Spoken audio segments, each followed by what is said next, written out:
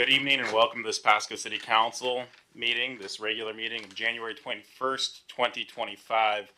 At regular meetings, the City Council holds public hearings, takes formal actions on items, and conducts other business of the city. Excuse me. Agenda packets are available on the City of Pasco's website at www.pasco-wa.gov/agenda. This meeting is being televised live on PSC channel 191 on Spectrum Cable in Pasco and in Richland, and is streamed on the city's Facebook page, website, YouTube channel, and via GoToWebinar. This and previous city council meetings are available, video are available on the city's website. Lastly, the public may submit their comments or ask questions by contacting the city manager, city clerk, or via the Ask Pasco app. With that, Ms. Clerk. Yes. Council members Barajas. Present. Blaisdell. Here. Grimm. Here. Harpster. Present. Perales. Here. Mayor Pro Tem Milne. Present. And Mayor Serrano. I am here. Thank you. Thank you. With that, if you all please stand and join me for the Pledge of Allegiance. I pledge allegiance to the flag of the United States of America and to the republic for which it stands, one nation, under God, indivisible, with liberty and justice for all. So with that, we will move on to our consent agenda. And then we've also had a request to move up one item, which would ensue after public comments. So, Mr. City Attorney, to move that, do we need to just add that to the consent agenda to move that, or would that no, be I think separate action? No, exactly. It would be a separate action. So Okay. we move through the consent and then make a motion to move that up, and then do public comment, and then bring the items. That's correct. Perfect. Thank you, sir. So with this consent agendas, the consent agenda items are listed under the consent agenda and considered to be routine by the City Council, and will be enacted by roll call as one motion as listed. And again, anyone that's attending, there are packets on the table there to follow if you're not following along online. There will be no separate discussion of these items. If further discussion is desired by council members, the item may be removed from the consent agenda to the regular agenda and considered separately. So item A is the approval of meeting minutes for January 6th and January 13th of 2025. Item B is bills and communications, approving claims in the total amount of $6,929,621.42. Item C is resolution number 4544, project acceptance for the Burns Road restriping project. Item D is resolution number 4555, change order number 12 for the West Pasco Water Treatment Plant Phase 2. Item E, resolution number 4556, bid award for Broadmoor area tax increment financing improvements for Sandifer Parkway Broadmoor Boulevard intersection improvements project. Finally, item F is resolution number 4557, Northwest Code Professionals Personal Services Agreement for plan review and inspection services. Mr. Milne. Thank you, Mayor. I move to approve the consent agenda as read. Second. Got a motion and a second. Anyone seeking to move anything? Seeing none. Ms. Clerk. Councilmember Barajas. Yes. Councilmember Blaisdell. Yes. Councilmember Grimm. Yes. Councilmember Harpster. Yes. Councilmember Perales. Yes. Mayor Pro Tem Milne. Yes. And Mayor Serrano. Yes. It passes unanimously. Thank you, ma'am. With that, we'll move on to item number 5, which is proclamations and acknowledgements, none listed. That moves us to item number 6, which is the public comments. And once we complete this section, we'll make that motion to move that item. Sorry about that. Item 6 is public comments. The public may address council on any item unless it relates to a scheduled public hearing. This item is provided to allow the opportunity to bring items to the attention of City Council or to express an opinion on an issue. Its purpose is not to provide a venue of debate, or for the posing of questions with the expectation of an immediate response. Some questions require consideration by council over time and after a deliberative process with input from a number of different sources. Some questions are best directed at staff members who have access to specific information. Citizen comments will be limited to 3 minutes, as you see by the timer here by myself. Those with lengthy messages are invited to summarize their comments or submit written information for consideration by the council outside of formal meetings. Lastly, when you're called upon, please provide your name and your county of residency before providing your comments. So with that, do we have any public comments tonight?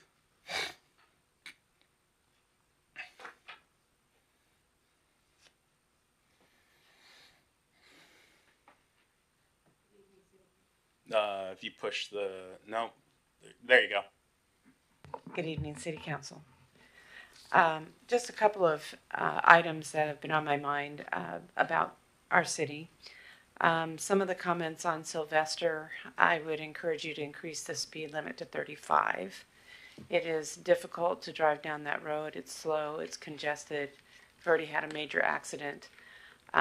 With singling down to 2 lanes from 4, and the crosswalks, we do have much slower traffic through there, which was needed.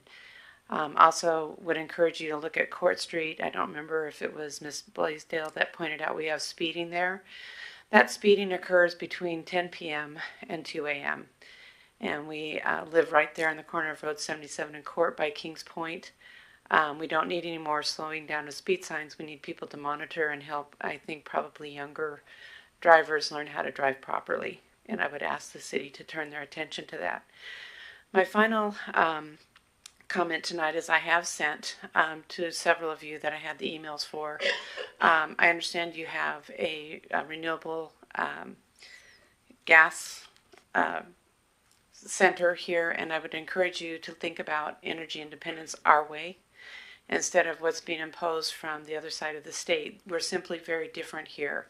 This is specifically targeted towards buses and diesel type vehicles, medium and heavy trucking. And if we have our own hub for renewable natural gas, then we can support our own energy. And then to support more businesses coming into Pasco, I would ask you, if you're not aware of the old Y2K plant that was built as a backup, it's gas turbine. That's 300 megawatts. It's comparable to a turbine in the dams. And I've heard over and over from our city and other municipal leaders that we are out of energy. Well, you do have energy. The infrastructure is there. You can probably make a bid to repair some of the turbines and bring in a lot of business to support the growth of this area. Thank you for your time. Thank you. Do we have any additional public comments? Yes, ma'am.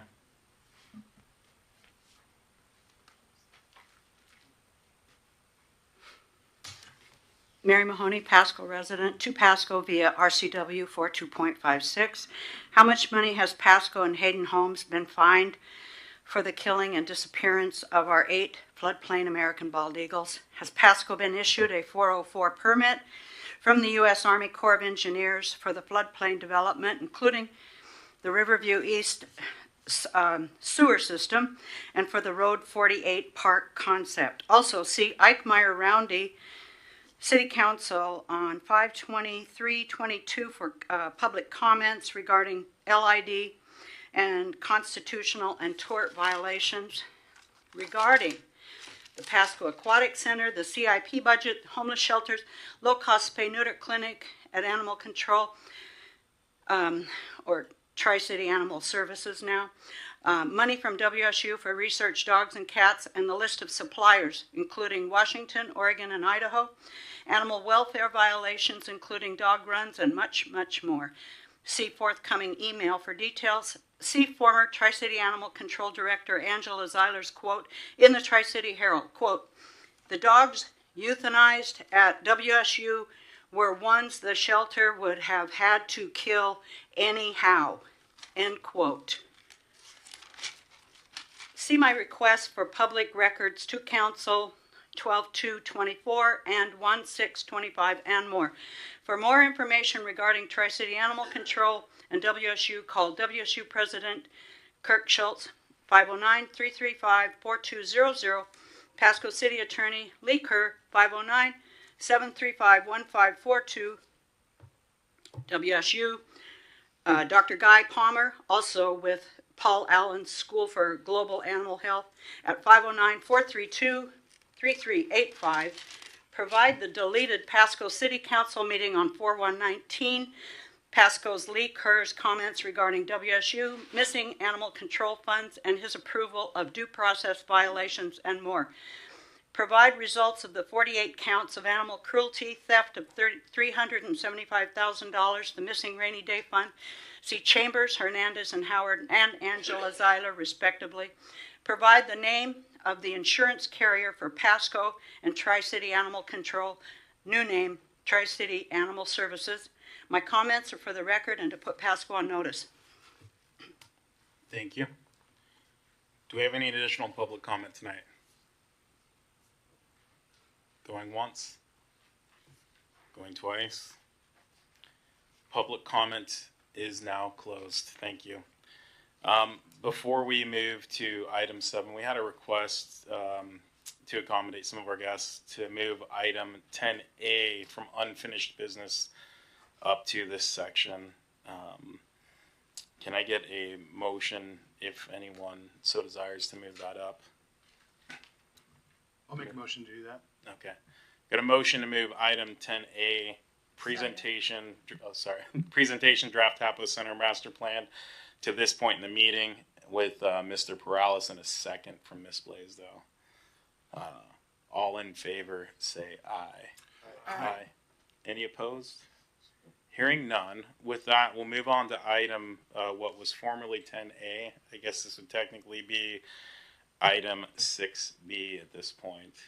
Mr. Rice, you going to kick it off for us? Thank you. Good evening, Council. This evening, Larry Leisure with White Leisure Group is here with Charlie Johnson of Johnson Consulting and Brian Cole with McKay Esposito to present the current Hapo Center Master Draft Plan. They prepared a presentation they are ready to give you. With that, I introduce Mr. Larry Leisure.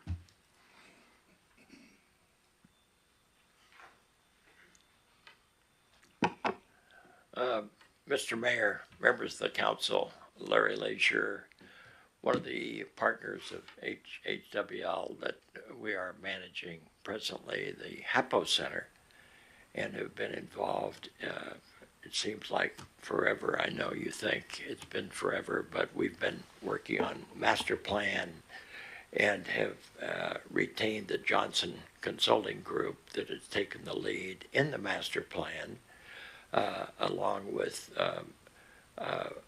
also with Brian Coles, and working with us in that effort.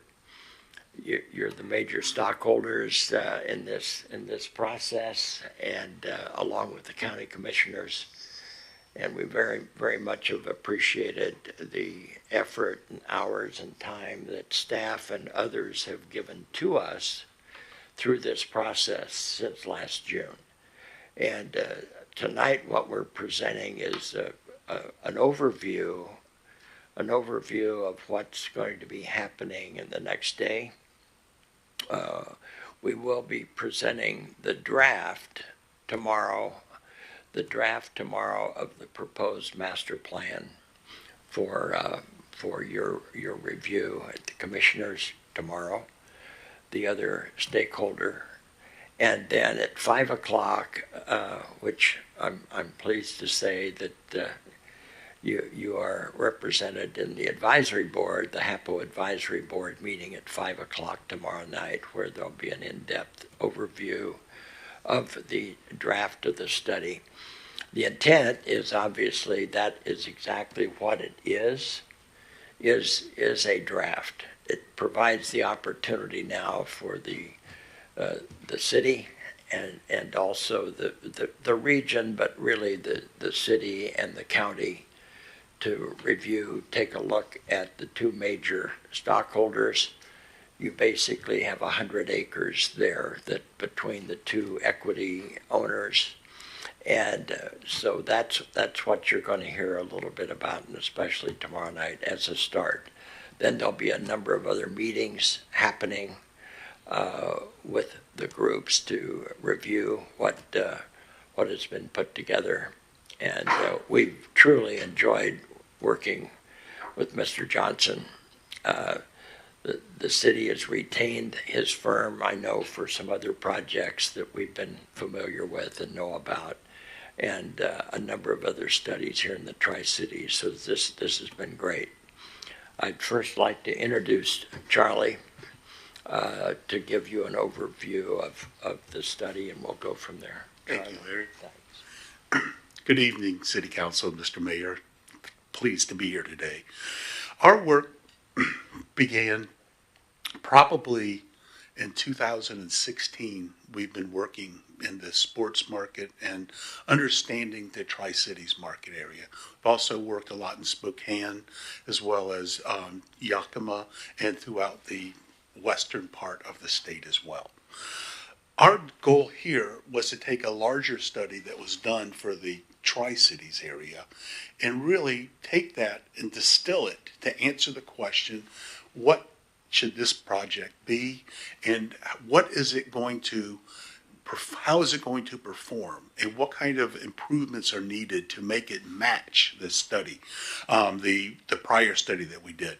So I've been working diligently with Brian from Esposito, and he and I have come together and really, based upon our market research as well as our physical inspection of the grounds, we've come together with a site plan that will be shown in a little bit, or not tonight, but tomorrow we'll be revealing that. And it illustrates that this is really a big, good sports campus when you compare it to others. It's got some oddities because of the way it's been organized and operated historically, bifurcated, and some have been aggressively operated and others have been more laissez-faire. Now we have kind of a equalized aggressive management on the sports side as well as the HAPO side. And as we look at this, there's a lot more market potential. You'll find across the country there are a multitude of conference centers and fairgrounds and things of that nature that have been adapted into sports uses. So it's a very logical conclusion that we have found that this is a very valuable asset as a sports facility and a park. And it needs to be upgraded and invested in and continuing. And by the time it's done, you'll have a very solid, what I characterize as a Class B expo facility, small arena, do consumer shows, do small concerts and things of that nature. And then our next recommendation is really certifying the fact that a third baseball wheel, softball wheel, you are really doing very successfully with softball, and it makes sense to double down on that, but use the other fields as multi-purpose fields for other tournaments and things of that nature. So as we go forward in our work, we'll be issuing our draft report probably on Friday. We have a few other things to reconcile with, and that report's going to cover these topics. We're going to discuss the prior report that we did. We'll also discuss what the economy is doing and what the justification is. And I think the key finding that we have is communities that are growing like this oftentimes don't have enough parks and recreation space to meet the population demand. That's the reason an asset like this that has facilities that are already paid for but need to be reinvested in and upgraded makes a lot of sense. That capital investment that you have there is worth a lot, and it can be redeployed more effectively. Historically, there have been very basic tenants that have used the arena and very basic tenants that have used the ice. That's going to be reformatted and be multi-purpose and multi-tenants to be able to use the facilities. So as we go through all these elements, we are going to show you some case studies, and I think that some of, we've projected that these grounds will do about 250,000 plus or minus people. Some of them actually could do 1 million people if they have big festivals or things of that nature. So as we go through our work, I characterize it as being conservative in that regard. And then we completed it'll summarize a demand projection. The historical data that we had to work with was pretty poor. So we had to work with management team, and we received as much data as we could, but then we used our case studies to illustrate what evidence is on other operations. So it's going to be a very valuable study, and it illustrates that, you know, you're supporting over 200 room nights, 200 hotel rooms in the economy with this facility. You wouldn't think like that. You wouldn't believe that, but easily you're full-time, you're supporting over 250 hotel rooms. Tax revenue is, you know, well over $2 million a year, all jurisdictions included. So it's a very meaningful project, and it has a good future, but it needs to have the ownership structure cleaned up a little bit, as you all are aware. So that's just the commentary that we have. We'll be issuing this, and our client was technically the county, so we'll clean up how that gets distributed to you all tomorrow in our meetings. Thank you.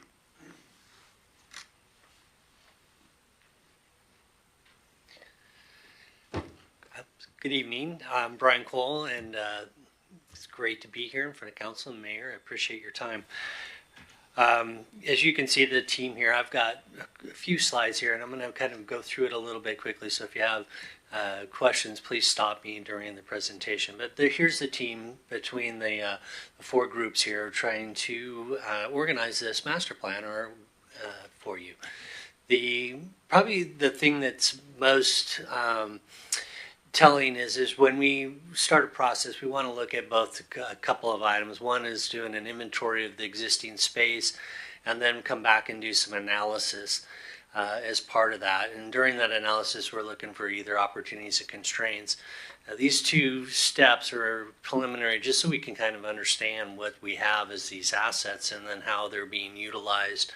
The other is where we start looking at the opportunities and constraints, and then we start to understand more of like what we can or cannot do, and those are discussed with the group, including the city. One of the things that we do at that point is that we come back and we evaluate how the recommendations from the Johnson Group can be then implemented onto the site. And so we'll take their recommendations, and the final master plan will start to then illustrate that actually on these plans.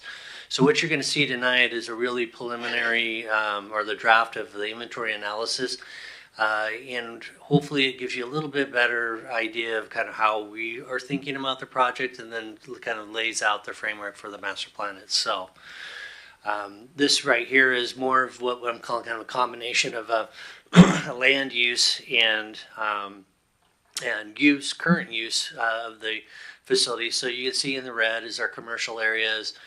We've identified not only that, but more what we're calling the sporting facilities in green, which are kind of 2 focus areas.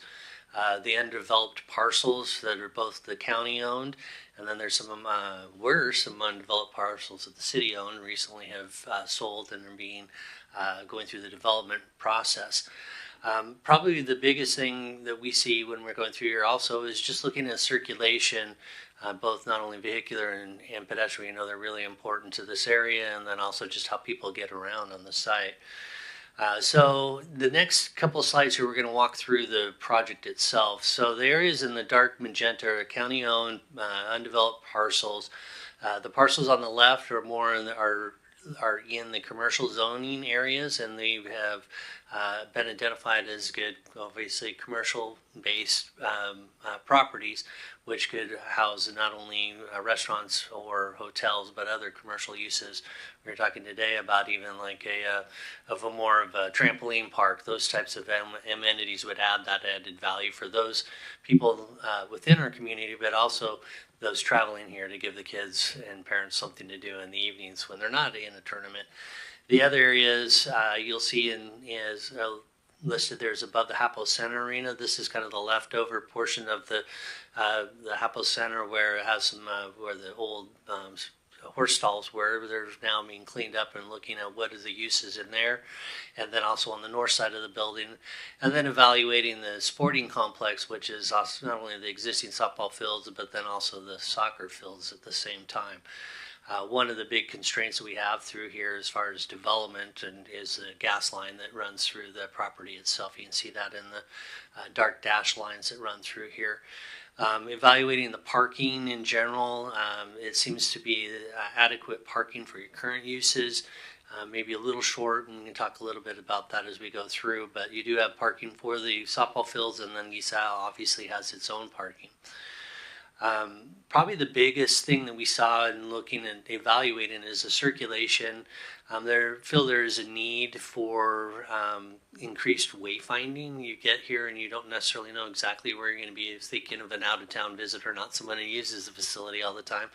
And so wayfinding would be important as part of the vehicular circulation, maybe looking at how do you really condense that and focus it into where you want people to go, so we don't have people trying to get out on a burden in a way that's unsafe. The other is pedestrian circulation. They feel there's a really need to tie not only from Road 68 and all the existing development that's there back to GISA, the sports complex, and HAPO. I think it's really important. You're just missing a few little elements such as finished sidewalks to make those safe connections, and then maybe with the wayfinding being able to tie it all together. The other areas we were looking at, as you can see, is around the HAPO Center. As we talked about at the back of the house where we've got the old stockyard or the old stalls here, opportunity for increased use of kind of the back of the house. If a concert's happening here, you've got a yard here, you can turn around and load equipment. And then also maybe expanding some parking on the north side here. The great news is there's not only all the other elements around here, the hotel and other commercial properties that will be activated fairly soon, but you also have the RV park, which is being operated currently and seems to be successful, and with some management recommendations, I think they can continue to operate that on a variety of levels, including the 13 overflow stalls down below, which could be more temporary. In general, you know how many sports fields here, but this is just a breakdown of those sports fields. Felt that it was really important as part of this analysis to understand what and how those sports fields are being utilized, along with how these, especially the soccer fields, can be maintained. One of the next steps as we go through is the opportunity and constraints. In doing so, we really wanted to break it down into specific areas where we could really evaluate it. And I'll kind of bounce through these quickly too, but we know there was a need for either improved or a new concessions area.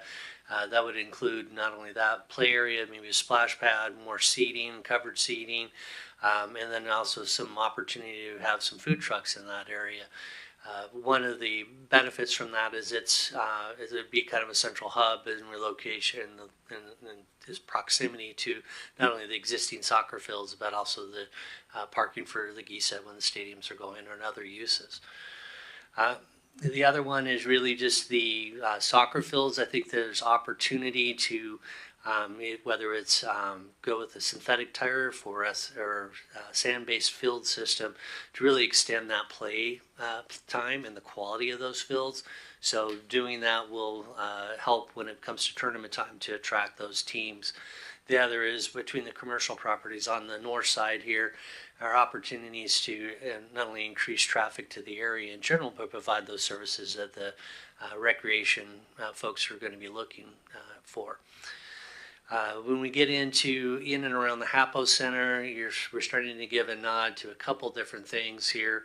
I'm going to go with number 4. There's some current lease and being able to negotiate whether or not we want them to continue to be long-term leases or shorter-term leases. Right now, they're longer-term, and people can stay there where you may look at it as more turnover and use it for tournament-based type of stay.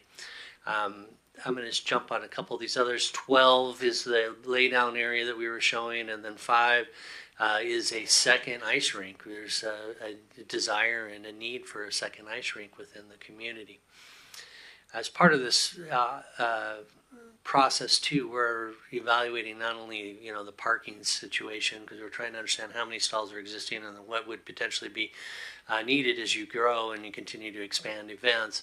In this case, I think the main thing I wanted to show here is that we have had conversations with Ben Franklin Transit in general, and I'll get to the slide on the park and ride, but they were very interested in working with the team here and how they could provide more transit-related service to not only the Hapo Center itself, the arena, atrium, and expo hall, but also to the sporting events that are happening here. So 13 down below is where you're seeing some of the opportunity. There's an existing turnout there where you could just easily turn that into a small bus station there, and 13 could just be a drop-off zone. There could be others within here. It's really further negotiations when discussions with Ben Franklin Transit are needed. The other thing that we found and wanted to test is what kind of courts could we actually get in the arena, and you can see that we've tested soccer, basketball, volleyball, pickleball, wrestling, and each of them come with their own constraints. We have a run-out room and et cetera on those for safety purposes. But the intent is with this is to show there are many options for this Hapo Center Arena to have other sporting events within it, including even the expo hall. Another area that we wanted to talk a little bit more about is these commercial spaces that are shown in number 6 or in kind of the yellow color. These are ideal spaces for future commercial opportunities, and whether they are county owned and whether the county would like to continue to own them and lease those properties or sell will be part of the recommendations. We've got 2 blue areas on the bottom, which are the one is 7 is a park and ride lot, which Ben Franklin Transit currently operates a park and ride facility there, and then 8 is kind of this overflow parking. Both of those, I think, need to be evaluated from a layout perspective to see if you could get more parking, especially lot 8, and then obviously you know that the condition of the asphalt's pretty poor too. But I think there's a opportunity as Charlie was mentioning, the amount of people who could come to this facility, you're going to need additional parking, especially the shared parking. I think is going to be really important for this entire project. The other portion we were looking at is really just how much room will another pinwheel of softball fields take. So 14 shows just general the area of where it will where it would impact if we put it on the kind of the more available larger area. We recommend keeping it closer down to the existing softball fields to create that complex there, and then potentially moving the soccer fields and operations up further to the north, including making strong trail connections back to the Interstate 82 trail that runs along the front edge. They found that a lot of interest in not only making those connections, but then running them back up to Burden to complete little mini loops for exercise elements there. And then also the black dash line shows an opportunity for parking around the perimeter of the sports fields. We at that point, one of the things that we wanted to talk a little bit about was the next steps. And we have an opportunity. I don't know if you have opportunity for questions during this thing, but our next steps will now to take this information. We'll be looking at the Johnson report and then refining what we call as the kind of the draft master plan, which will lay out not only the baseball fields. We'll start organizing the parking. We've got some examples of different types of commercial uses in the commercial zones here, and then looking at the evaluating the existing parking and how we could maybe gain some additional parking spaces through here to help accommodate the future growth of this area. With that, that's what I have for you this evening. Thank you. Do we have any questions or comments from council? Seeing Mr. Prowlis. Might as well just do one, at least one, right?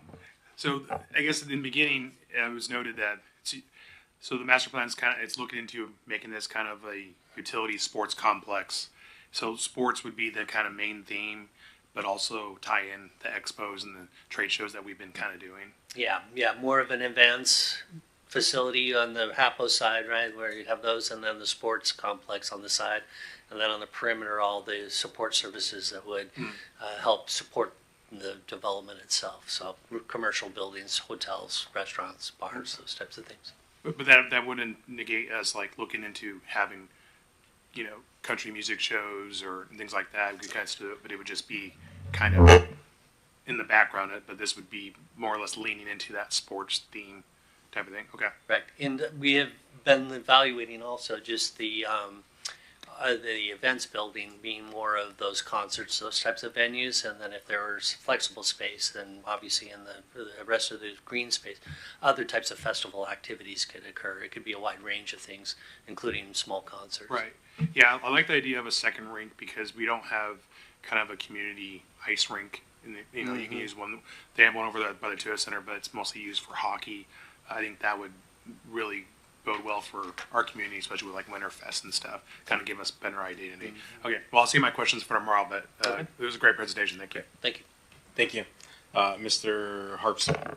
Yeah, I'm just curious what the intent of tonight's presentation really was, because this is all information that we've heard before and that we've already been talking about for over a year. So the draft plan is not being presented tonight. Is that correct? Correct. Okay. So I guess what was the intent of tonight then? To provide an update was our understanding. We were coming to provide an update to give to the council, and tomorrow we'll go to the commissioners, give similar presentation, and then the advisory board is where we'll show the layout or the draft master plan. Okay. Can that presentation that is ready be sent to council after the presentation tomorrow? That's my understanding. Friday. Sorry. Yes. We're doing some draft. It's being finalized now, so we're doing some due diligence. Okay. Thank you. Thank you, Mr. Harpster. Mr. Grimm. Thank you, Mr. Mayor. And I guess my comments are somewhat similar. So what I'm hearing from you tonight is basically it is advertised in best use right now as far as a sporting complex and an event center and all those kinds of things. But it just needs money and just to be updated is really kind of the bottom line here, right? And I guess my one question, just this being a big soccer community as it is, and I've coached and, had kids play down there, and I guess my one question would be, is adding a pinwheel down there and moving the soccer fields up. I think it's pretty maximized there already, and so, I go out there on any given Saturday, and I mean, it is from Burton all the way to the interstate filled with kids playing soccer. I'm like, more baseball, and I mean, if that's what people want, but it seems like a lot of people do use it for soccer, though, too. There is so much demand. There's going to be a lot of other fields built throughout the community over time. Your success in softball is off the charts. And so our thought was, since you've got a concentration here, add to that and make all those fields multi-purpose, so they could be soccer still. But the focus on this facility would be as much softball as you can get, plus redeployment of all these facilities that haven't really been used very well over time. And that is where you're going to really create the economic impact and the tourism. And then the balance of it, when they're not, that's largely a weekend type of activity. So a lot of times when they're not here, it's available for public use and other league play. But I think, soccer fields, this isn't big enough to have 14 fields and some of the other places like Plants Ferry and those places. So that's not the role here. This is tournament play for softball and baseball, a baseball stadium, and then a multi-purpose venue for everything else. And it should be highly utilized. Okay, I appreciate it. Yeah. Thank you for the added info. Thank you, Mr. Mayor. Thank you, Mr. Grimm. And then just one last thing to make sure I've got my times correct. So you're going to provide 2 presentations tomorrow. One, a very similar one to the county commissioners across at the county commission meeting at 10 a.m.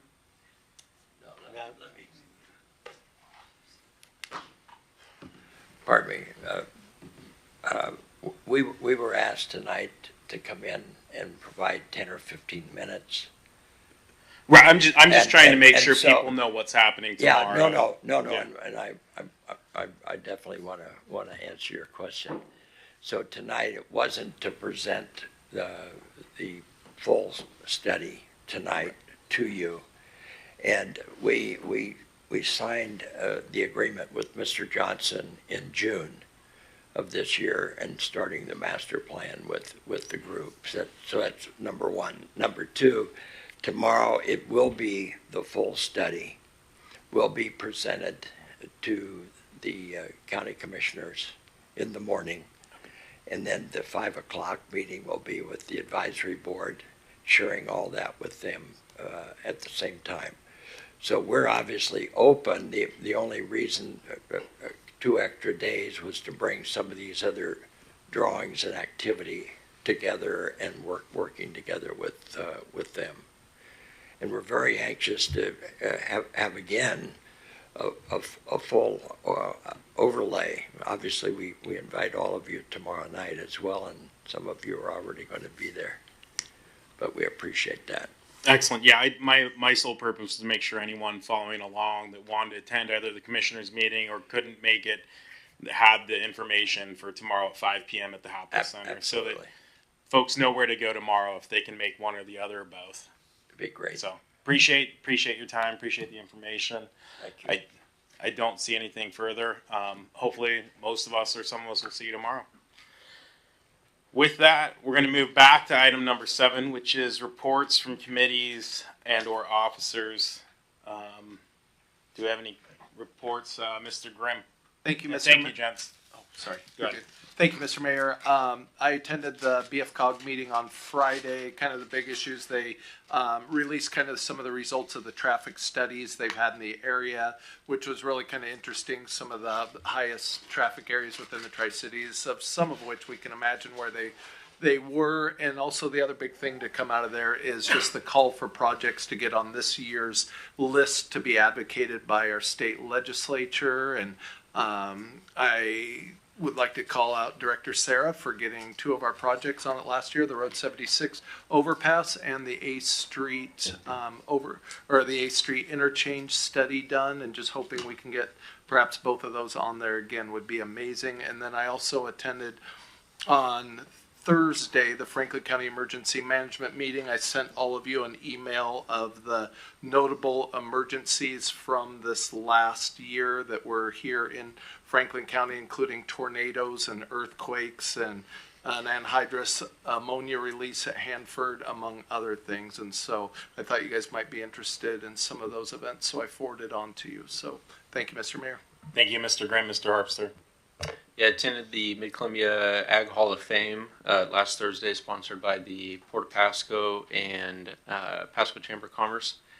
This year they recognized, among others, Bill Middleton and Fred Olberding, and like I said, 3 others. One thing that was notable was for both Fred and Bill, their kids introduced them in presenting the award, and then both of them spoke at length about the impact that their dad and had on them with farming. So it was just cool to see the generational impact that those families, along with the others, have had in the Mid-Columbia, but specifically Pasco for both of them.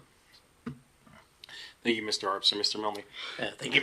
Thank you, Mayor. I did attend the Hispanic Chamber lunch today, and we got basically an overview with the police departments of the 3 cities. We had Deputy Chief Cook there presenting. He thought he did a good job considering the time that he had allowed. I do appreciate also we had Adam Lincoln there as well, and so it was a good time, and it was just good to see what's going on with our local police departments. Thank you, and I'll just throw in a couple things. I did attend a Tri-Cities National Park Committee meeting. That's a great opportunity to really figure out where some money is going into the park. It does sound like we're going to have some construction ongoing this upcoming tour season, so it may have an impact on the ability to have physical tours. I think they're intending to do virtual tours continuing, but something about not wanting to put people in an aging building while it's being reconstructed or supported, probably a wise decision. Nonetheless, there's a lot of desire within the community to keep that moving as much as possible. And then on Saturday, I had the opportunity to attend the State Veterans of Foreign Wars. The entire body had its meeting here in Pasco over the weekend. I think it's an annual meeting. You mentioned the generational farmers. Commissioner Mullen talked about how his father was, I think he said, number 6 or 7 in the draw in the post-World War II resettlement of this area. And so you talk about folks that have been impacted generationally of the resettlement of this area. And so it's pretty cool to hear those generational stories and how the farming and ag community has had such a tremendous hand in the building up of this area. But, thank you to all those who have served our country, who serve our community. Those veterans, certainly, it was awesome to see them from all across the state and just celebrate them for a moment, welcome to Pasco, and hear their updates. So with that, we're going to move on to item number 8, which is hearings and council action on ordinances and resolutions relating thereto. We have a single item here, which is item 8A, public meeting and resolution number 4558, accepting a notice of intent to commence annexation, Urbach 10% annexation petition. And it looks like, Mr. Raymond, you're going to kick us off. Yeah, thank you very much, Your Honor, and council members, good evening.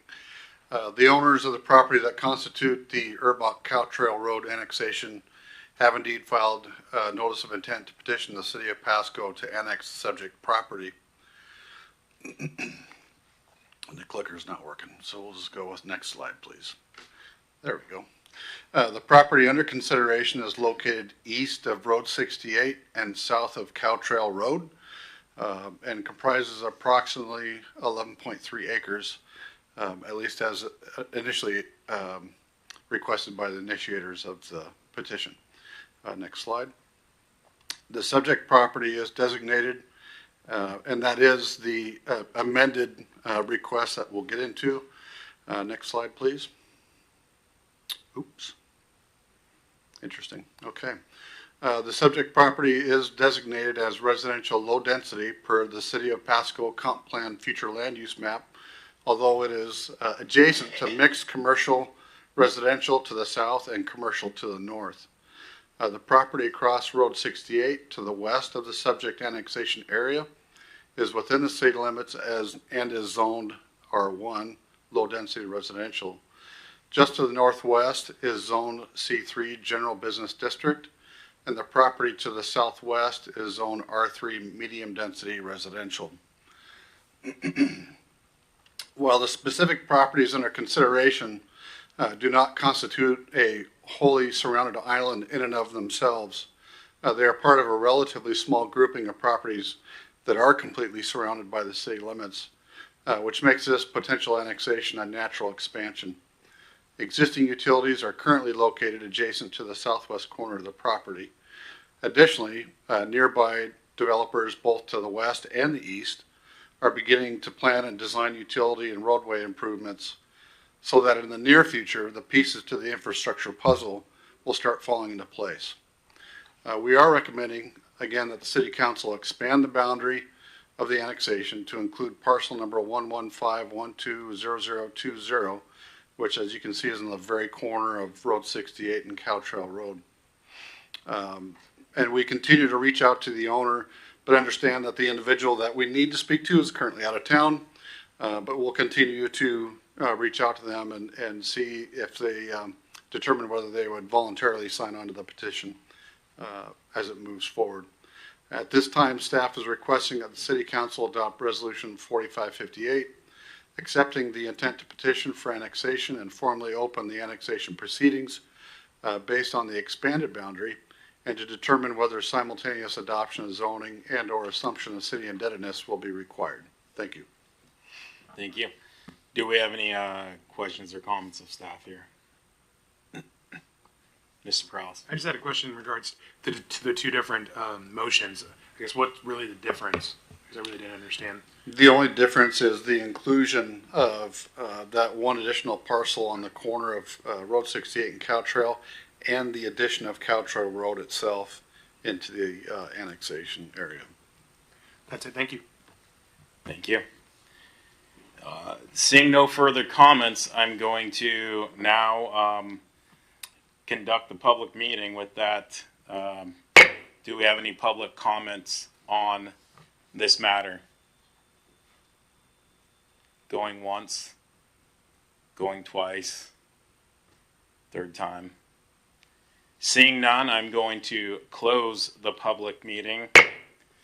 And barring any further comments from council, Mr. Milne, can you give us a motion?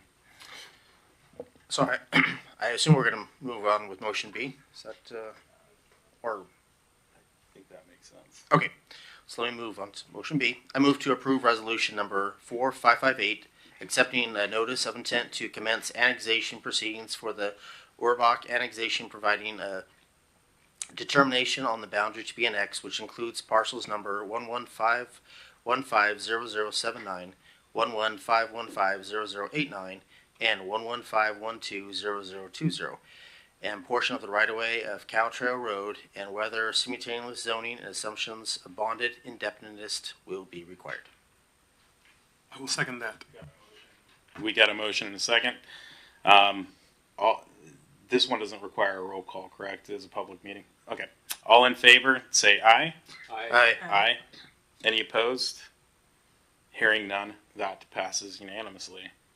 That moves us on to item section number 9, which is ordinances and resolutions not relating to hearings. We've got a handful of actions here. Ordinance number 4754, Grove at Broadmoor rezone from RT to R4. That's zoning Z2 2024-005. I see that's quasi-judicial. Mr. Ferguson with the script. Great, thank you, Mayor. So this is a quasi-judicial hearing or proceeding to render a final decision on materials that are presented. It's defined as a proceeding in which the council defines the legal rights, duties, and privileges of specific parties in a hearing, proceeding, or other contested matter. The appearance of fairness doctrine applies, and the hearing must be fair in 3 respects: form, substance, and appearance. All council members should consider whether they have any potential conflicts as follows: a demonstrated bias for or against any of the parties, any direct or indirect financial interest in the outcome of the proceeding which would affect the council members personally, whether there has been any prejudgment of the issues prior to hearing the facts, D, whether there has been any ex parte contact with anyone other than staff prior to this hearing, and finally, E, any other conflict which a council member believes would prevent them from hearing this matter fairly and impartially. Any council member who has any of these concerns or disclosures would be now would be the time to make those known. Hearing none, are there any members of the public seeking to disqualify a member of council from participating in this proceeding? Seeing none, please proceed. Excellent. Back to you, Mr. Raymond. Thank you very much, Your Honor. The agenda item before you is an ordinance amending the zoning of certain property that is located on the south side of Burns Road, north of Sandifer Parkway, and between Road 108 and 112 here in Pasco. Change slide. The property was assigned RT Residential Transition District after being annexed into the city. As you may recall, RT zoning is more or less considered a placeholder designation, and according to city code is intended to be applied or assigned to areas that are essentially undeveloped, however, ultimately intended for suburban or urban residential use. The applicant has requested a change to the R4 residential high density designation in order to accommodate a targeted density for their development. Change slide.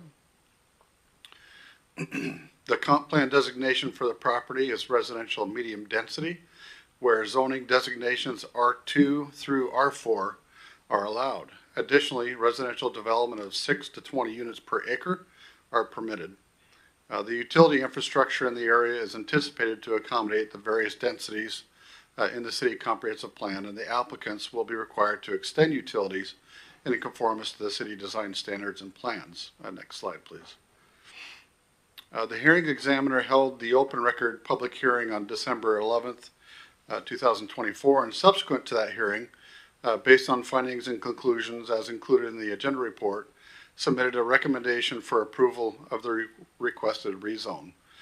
Given all of the above, staff requests that the City Council considers the staff report, any testimony, and hearings examiner's recommendation, and adopts ordinance 4754. Thank you. Thank you, Mr. Raymond. Do we have any questions or comments from council of staff? Seeing none, Mr. Milne. Thank you, Mayor. I move to adopt ordinance number 4754, amending the zoning clarification of certain real property located on the south side of Burns Road, east of Road 112, north of Sandifer Parkway, and west of Road 108 in Pasco, Franklin County, Washington, from RT residential transition to R4 High Density Residential and further authorize publication by summary only. Second. We got a motion by Mr. Milne, a second by Ms. Blaisdell. All in favor, say aye. Aye. Any opposed? Hearing none, that passes unanimously. Excuse me. moves us along to item B, which is ordinance number 4755, Morroquin Heaton Duarte rezone from RS12 to RS1 Z 2024-006. Mr. Ferguson. Great, thank you, Your Honor. So this is the same type of hearing. It's a quasi-judicial hearing to define the rights of the parties. It has to be fair. Appearance, fairness doctrine applies, and it must be fair in form, substance, and appearance. Council members should consider whether they have potential conflicts, demonstrated bias, direct or indirect financial interest, whether there has been any prejudgment of the issues, whether there has been any ex parte contact with anyone other than staff, and finally, if there's any other conflict which a council member believes would prevent them from hearing this matter fairly and impartially. If any council member has any of these concerns or disclosures, now would be the time to make those known. Hearing none, are there any members of the public seeking to disqualify a member of council from participating in these proceedings? Seeing none, please proceed. Mr. Raymond, to you. Thank you very much. The applicants of this rezone request are seeking to rezone parcels 119-670-022, 119-670-021, and 119-663-053, which are located on the west side of Road 64, south of West Court Street in Pasco, from RS12 suburban to R1 low density residential. The subject properties comprise approximately 2.25 acres. Next slide, please. The underlying comprehensive plan land use designation is low density residential, which specifies 3 to 6 dwelling units per acre per PMC 25.215.015. The low density residential designation also provides for zoning designations of RS20, RS12, RS1, R1, R1A, R1A2. So the request of R1 definitely fits within these parameters. Next slide. The vast majority of the surrounding properties are already developed in a residential pattern with variable densities. Next slide. The hearing examiner held a public hearing on December 11th, 2024, and subsequent to that hearing, the examiner found that the proposed rezone meets the criteria found in PMC section 25.210.060 and recommended, based on the recommended findings of fact and conclusions, that the City Council approve the rezone as requested. Next slide, please. Staff requests that the City Council again consider the staff report, any related testimony, and the hearing examiner's recommendation and adopt ordinance 4755. Thank you. Thank you. Do we have any question or comments of staff from council? Seeing none, Mr. Milne. Thank you, Mayor. Just make sure I have this right. I move to adopt ordinance number 4755, amending the zoning classification of certain real property located on the west side of Road 64 south of Murray Street in Pasco, Franklin County, Washington, from RS12 residential suburban to R1 low density residential and further authorized publication by summary only. Second. Got a motion by Mr. Milne, a second by Ms. Blaisdell. Any further discussion? Mr.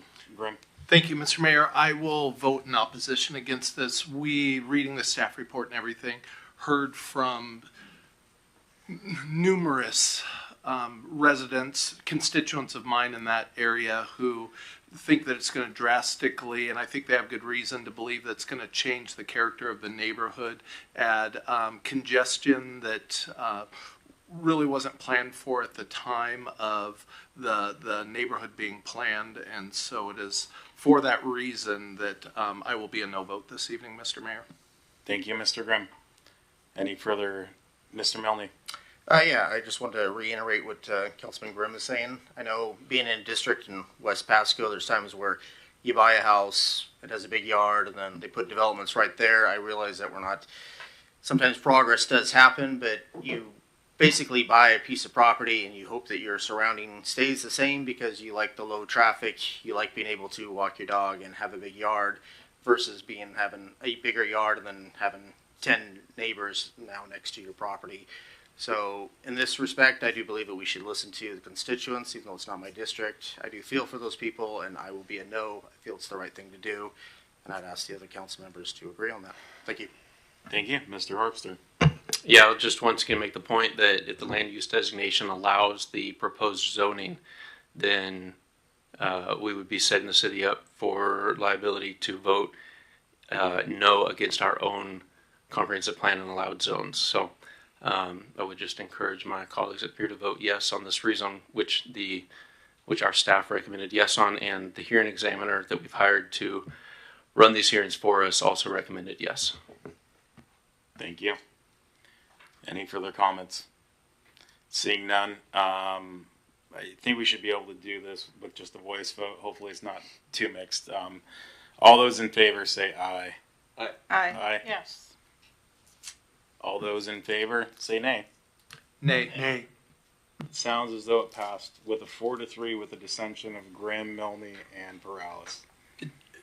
Your Honor, Yes, sir. that was a little confused in the sense that the first one was in favor, and so was the second one. So I apologize. No, that's okay. It was just a misspeak there. But if we could just clarify. Yeah, I'll restate that. All those in favor say aye. Aye. Aye. All those opposed say nay. Nay. Nay. So with that, the clarification remains, except I said the right word, and we have 3 dissenting and 4. And we get on that, Ms. Clerk, for the record? Yes. Thank you. Moves on to item number, or letter C, which is ordinance number 4756, Broadmoor Aquatic Facility rezone from RT to MU, that's Z 2024-008. Again, Mr. Ferguson to kick us off, and Great, then thank Mr. you, Rim. Your Honor. So this is, again, a quasi-judicial proceeding to render a final decision on the materials presented. It's a proceeding in which the council defines the legal rights, duties, and privileges of specific parties. It's the appearance of fairness doctrine applies, and it must be fair in 3 respects, both form, substance, and appearance. Council members should consider if they have any potential conflicts.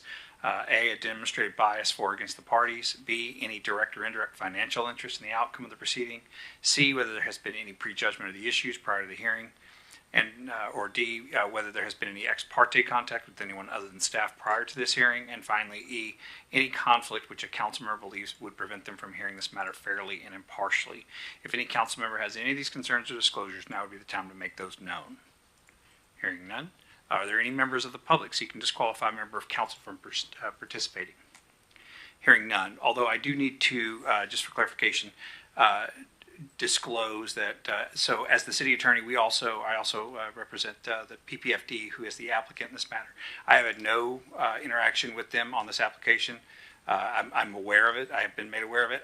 But at the same time, while there is no current conflict, if this matter did need to proceed to a closed record hearing, I would then need to be conflicted out both for the PFD as well as council, and we would be able to find substitute counsel for that particular hearing. But I just need to disclose that I do represent both entities in certain situations, but this is not currently a conflict, but could become one. So I just want to make that clear. Thank you, Mr. Ferguson. With that, Mr. Raymond.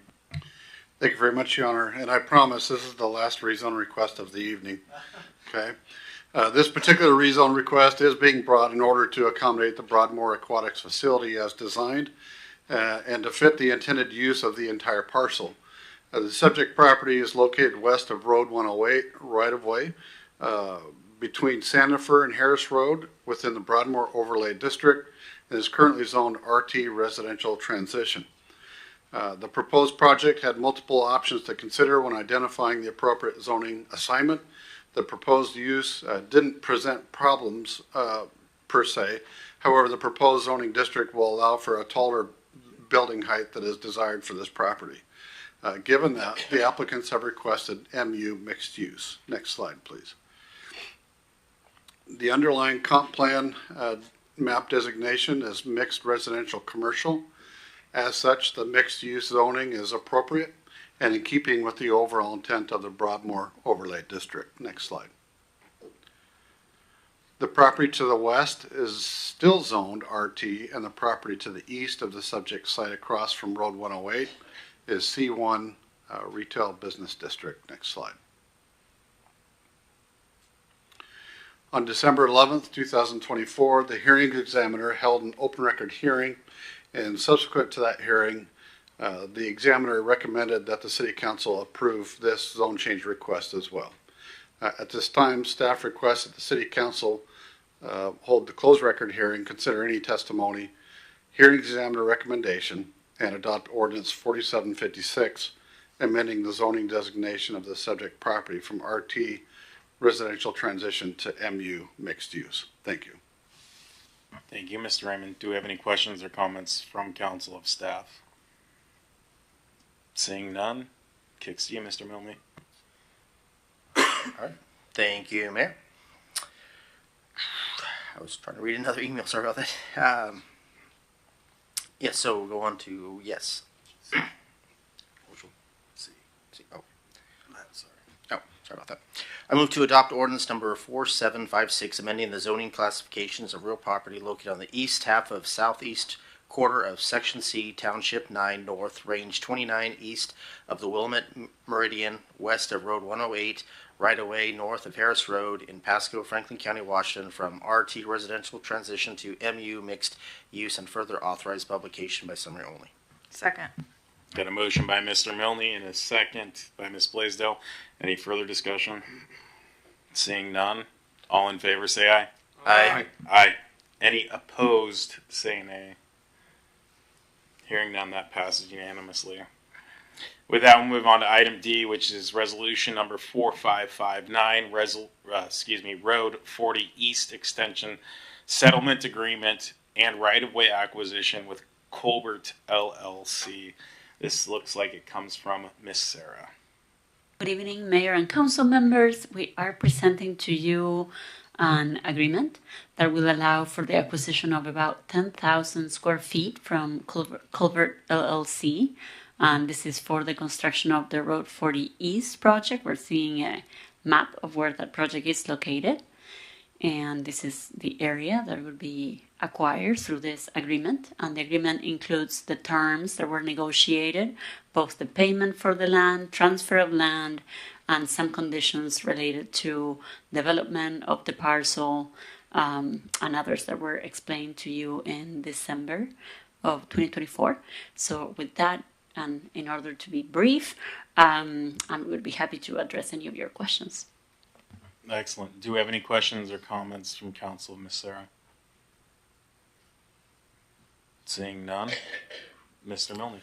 Thank you, Mayor. I move to approve resolution number 4559, authorizing the city manager to execute the driveway relocation and street widening settlement agreement between the city of Pasco and Colbert LLC. Second.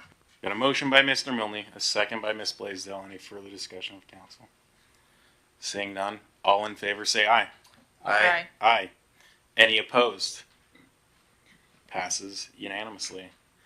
With that, we're going to move on to item 10, which is unfinished business. As you recall, we bumped item A up to a prior item. So we're going to kick off with 10B, which is ordinance number 4757, amending PMC Title 25 zoning related to overnight truck habitation. Looks like we got Mr. Gonzalez here.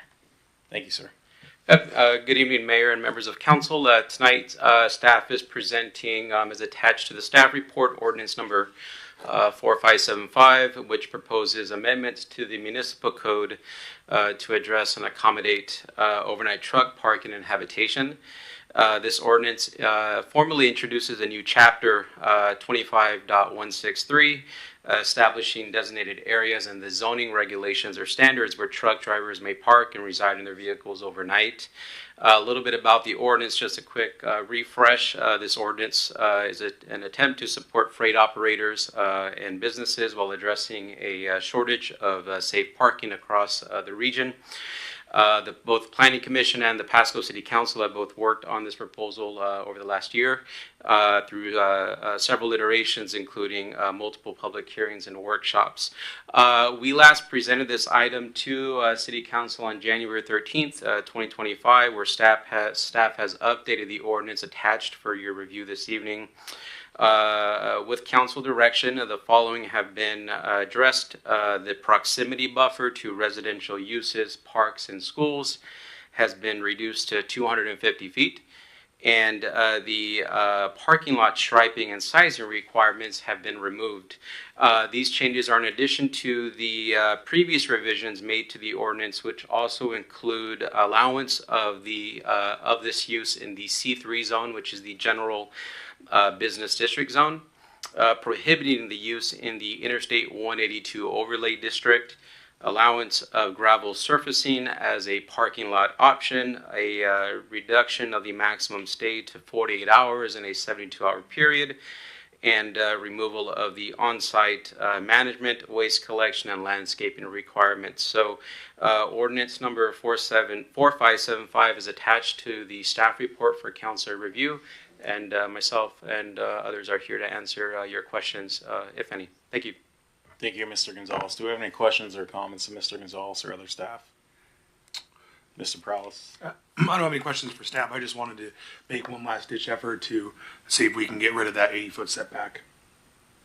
So, how would you? I'd make a motion to amend the ordinance. So if we need to bring it back, that'd be fine. Do we have anyone else that supports that amendment? Seeing none, do we have any further discussion on this? I believe with that, Mr. Milne, do you have a motion for us? I sure do, Mayor. I move to adopt ordinance number 4757, amending Pasco Municipal Code Title 25 zoning to allow for overnight truck parking and habitation and creating a new chapter 25.163 overnight truck parking and habitation and further authorized publication by summary only. Second.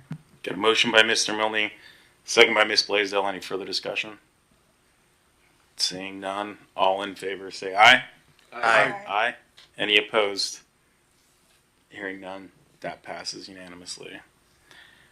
Item C is ordinance number 4758, amending PMC 5.60.010, 5.60.020, and 5.60.030 related to rental licenses or repealing Pasco Municipal Code Chapter 5.60 rental license and amend Section 3.35.050 business licenses.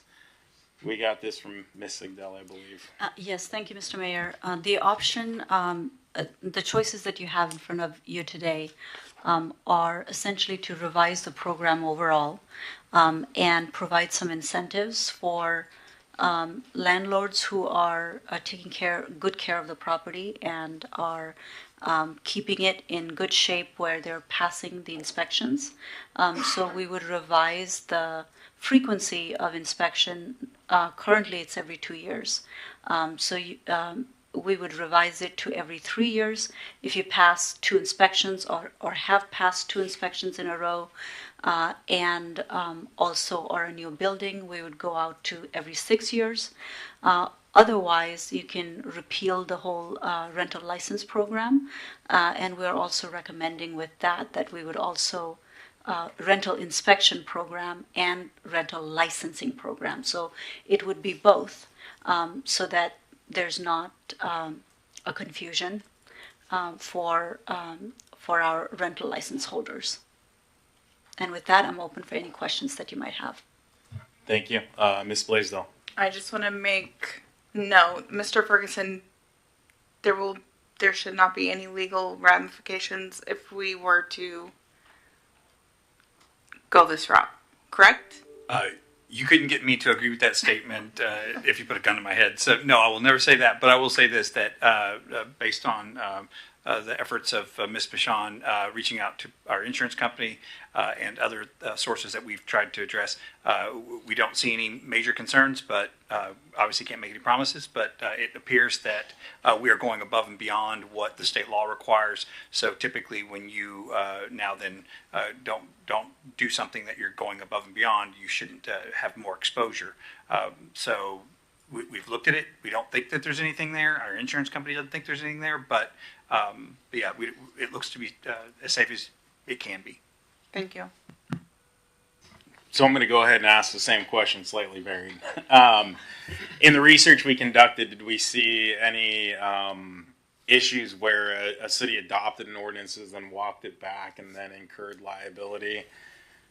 And obviously there's a distinction between, like, we decided to salt the sidewalks, someone tripped and fell, as opposed to we have an inspection or some kind of secondary or tertiary business element to the city. Did we look into that particular question? We didn't look into that particularly, but when we discussed with our risk consult, us walking it back was not a concern. Okay.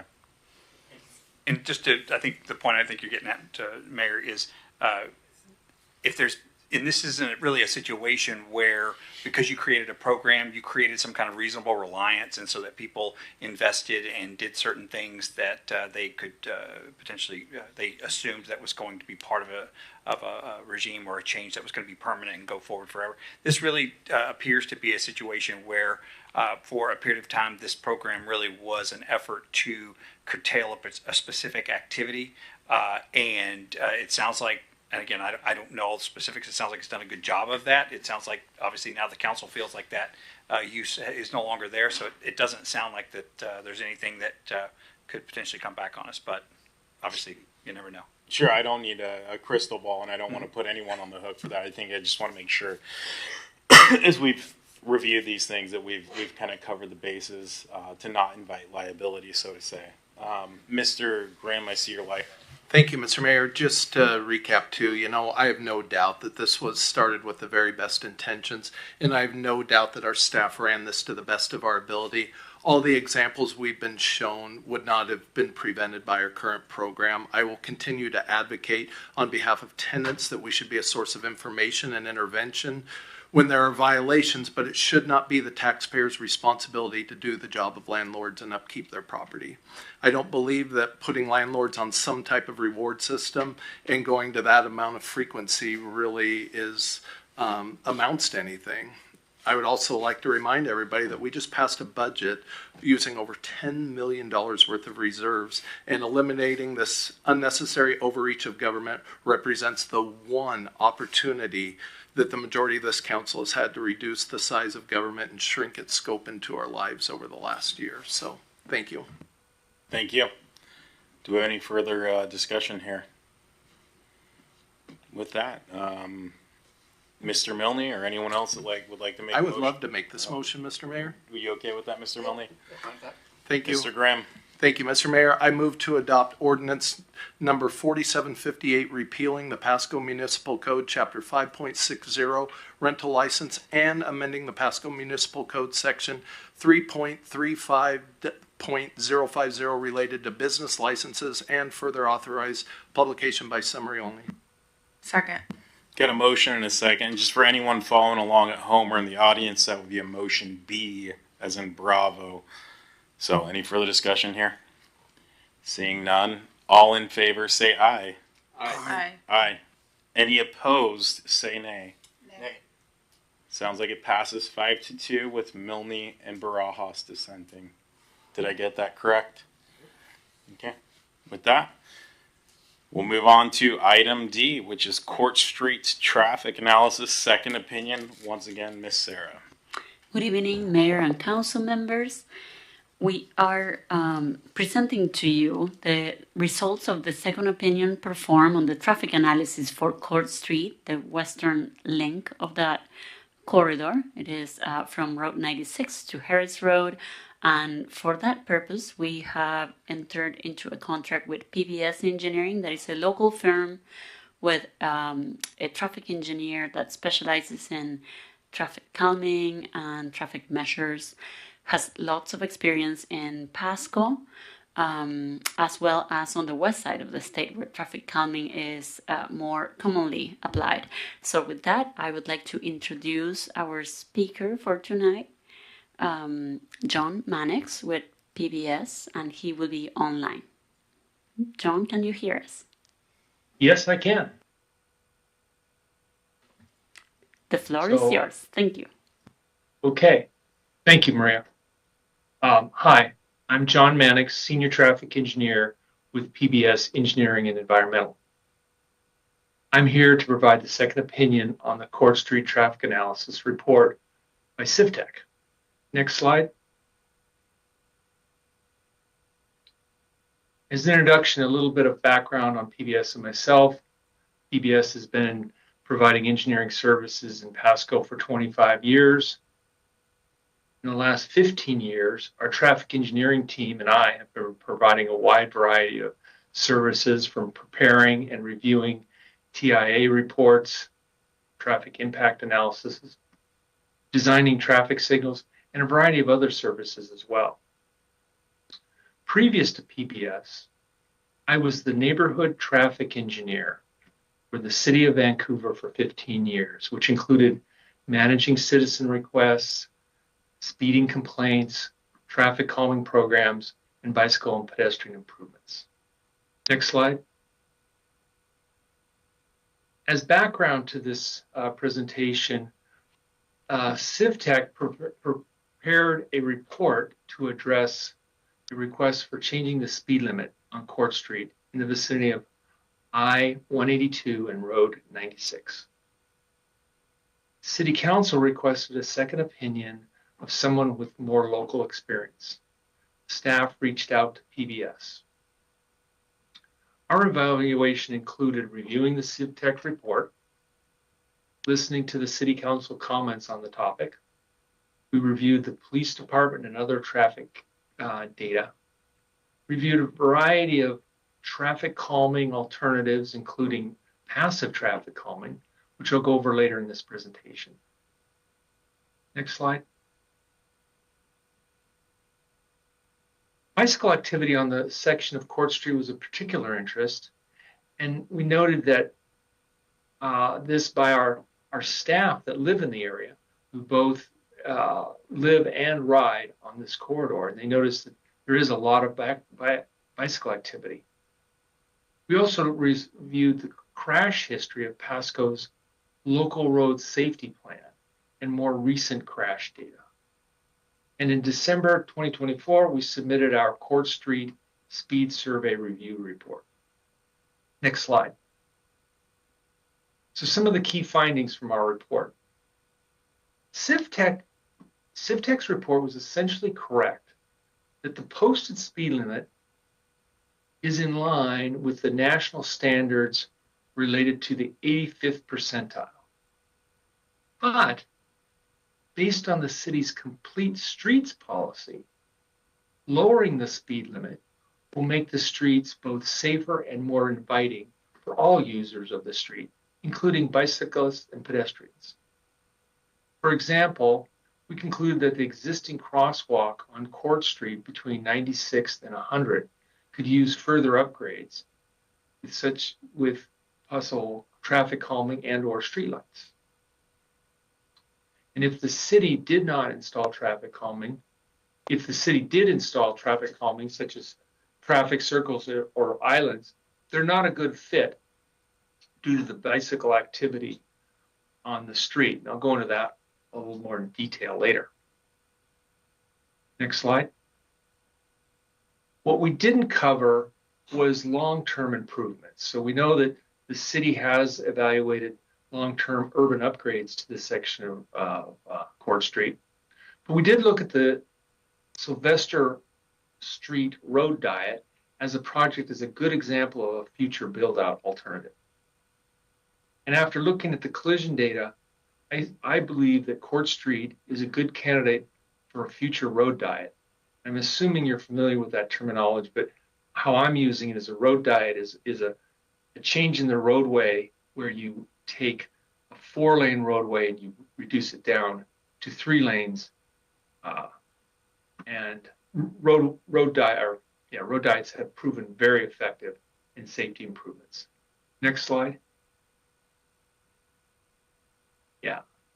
So some of the graphics here are maybe a little hard to understand, but what we're looking at is potentially a 3-lane section, what we call a 3-lane section, 1 lane in each direction in the center with a 2-way left turn lane. And that would pertain more so to the eastern sections east of Road 68. But in the studied section we are today, if you were to build the road out to a collector urban arterial standards, you would build it to that standard. The question is, how would you deal with pedestrians? And in the Sylvester plan, they show on the right side of the slide, shows an example with that 3-lane section, but building a multi-use trail on the left side of the roadway, which is a very good alternative, but not the only alternative. And you can see here, you could do bike lanes on one on each side. So there's several alternatives there. Next slide, please. So one reason why I focus on this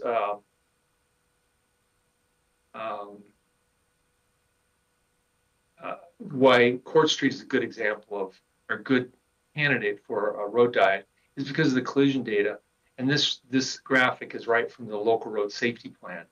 And as you can see, Court Street, and I assume you could pick it out of these dots, but Court Street here has lots of dots associated with crashes, and the red dots are associated with serious and or fatal crashes. Now, at our end of the corridor, the studied section to the very left end, there are very few crashes. So the studied section doesn't have a lot of crashes, but the corridor in general does.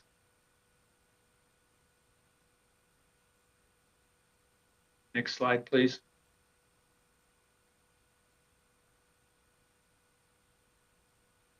So some of the key recommendations from our evaluation.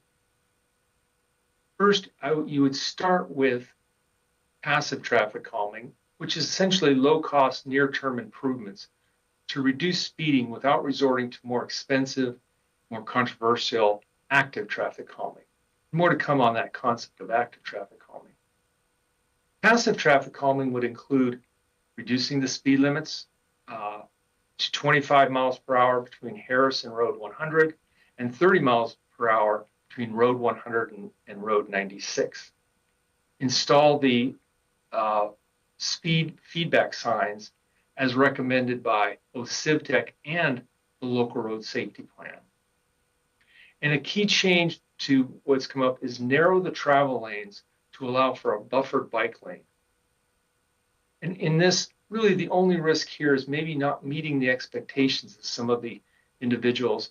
And it's key to note that this isn't a active versus passive traffic calming. You could do both, start with passive and then move on to more assertive active traffic calming. Next slide, please. So what are buffered bike lanes? Well, what we have today is a conventional bike lane with a 12-foot travel lane and a 5-foot bike lane. It's showed on the left side of the slide. In the center of the slide, we would recommend a 10-foot travel lane to make the driver feel a little more claustrophobic, with a 2-foot buffer to provide some level of comfort for the roadway users, and then upwards of 5 feet for a bike lane. It's important to note on this section of Court Street, the bike lanes are shared by both bicyclists and pedestrians. So any buffer we can get is an improvement for that. And by narrowing the travel lanes, I expect to see a reduction in travel speeds. You could take that another step forward with what WashDOT, and this slide is directly out of the WashDOT design manual, is a separated bike lane where you'd use a physical object in that buffer area. At this point, I wouldn't recommend that until it was evaluated further because driveways and other complications associated with that. The intent here is to lower the traffic stress on pedestrians and bicyclists. And this is a key metric of complete streets. So if you can lower the speeds, you can create buffer, you can make the street more inviting and less stressful for both pedestrians and bicyclists. And in the long run, also improve safety. But if we noted in this area, there weren't a lot of crashes to prevent. Next slide, please. So active traffic calming essentially is taking that step where you'd use physical object to make the motor vehicles go around something, like a traffic circle, or maybe it's an island of some sort, or go over something like a speed hump. Again, more expensive, can be controversial, but also typically more effective. Next slide, please. So this is an example of a traffic island that forces cars to go around it and slows them down. It also provides a refuge island for pedestrians to cross the roadway. Effective at both measures. But I can tell you as a cyclist who uses this street, it is a lot more stressful to ride through here when a car's bearing down on you from behind. And just the other day I was riding through it and a car passed me at the closest proximity. And I can tell you, it is stressful. Next slide, please. So speed humps.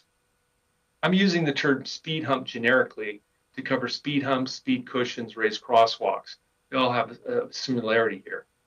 Very cost effective compared to islands, but more controversial if overused. And this is a key concept. On streets like the section of Court Street we're talking about, they should be used sparingly and only at high-risk locations. Too many might divert traffic onto low-volume residential streets. So the classic example of speed humps where you use one after another for, let's say, a quarter mile, can divert traffic from like an arterial onto residential streets. And that is not a desirable outcome. So before going to the humps, give the passive traffic calming a chance.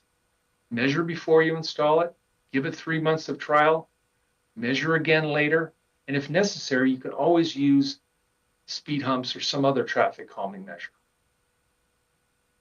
I think the city has a good opportunity with their rubber humps because they could use them maybe at each end where the raised or where the crosswalks currently are to slow traffic down right there, and then potentially use one or two in between to try and address that exhibition of speed issue that appears from the police department's speed surveys. Next slide.